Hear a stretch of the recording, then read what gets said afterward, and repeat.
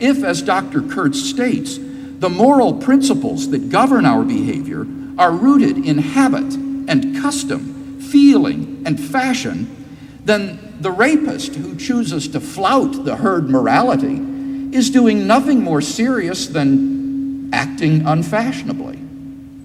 So if theism is false, it's hard to see what basis remains for the affirmation of objective moral values, and in particular of the special value of human beings. It's not at all clear to me why, if theism is false, humanism would be true rather than nihilism. Second, if theism is false, then what is the basis for objective moral duties? On the atheistic view, human beings are just animals, and animals have no moral obligations to one another. The ethicist Richard Taylor illustrates the point. He invites us to imagine human beings living in a state of nature without any laws or customs. Suppose one of them kills another and takes his goods. Taylor reflects on this. Such actions, though injurious to their victims, are no more unjust or immoral than they would be if done by one animal to another. A hawk that seizes a fish from the sea kills it, but does not murder it. And another hawk that seizes the fish from the talons of the first takes it, but does not steal it. For none of these things is forbidden, and exactly the same considerations apply to the people we are imagining.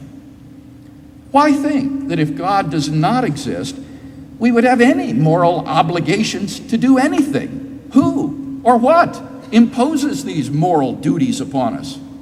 As Taylor says, the concept of moral obligation is unintelligible apart from the idea of God. The words remain, but the meaning is gone. Thus, if atheism is true, it becomes impossible to condemn war, terrorism, or crime as evil, nor can one praise brotherhood, equality, or love as good.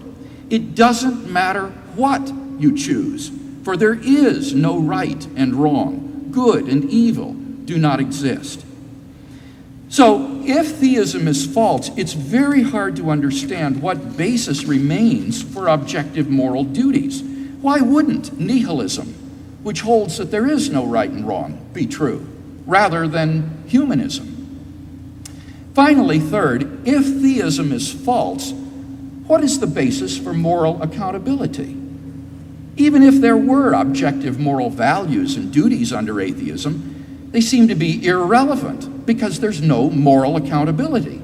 As Dr. Kurtz writes, there is no cosmic prospect for the human species. There is no metaphysical basis for hope. But if life ends at the grave, it makes no difference whether one has lived as a Stalin or as a saint. As the Russian writer Fyodor Dostoevsky rightly said, if there is no immortality, then all things are permitted.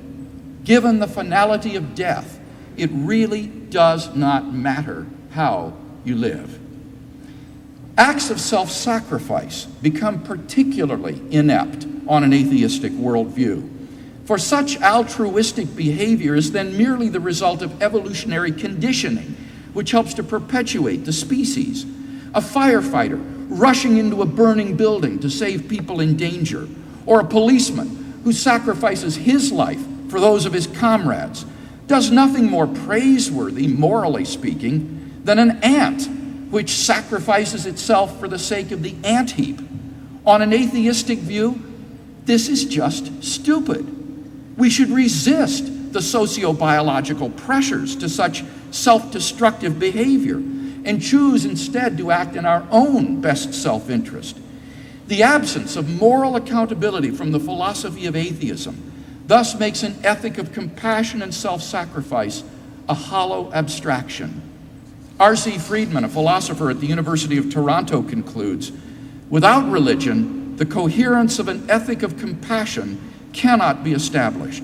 The principle of respect for persons and the principle of the survival of the fittest are mutually exclusive. In summary, Professor Kurtz has not, I think, shown theological foundations to be dispensable when it comes to morality. We've seen that if theism is true, we have a sound foundation for objective moral values, moral duties, and moral accountability. On the other hand, if theism is false, then it's very hard to see what basis remains for the affirmation of objective moral values, duties, and accountability. In short, it's hard to see why nihilism would not be true. In that case, goodness without God is not good enough.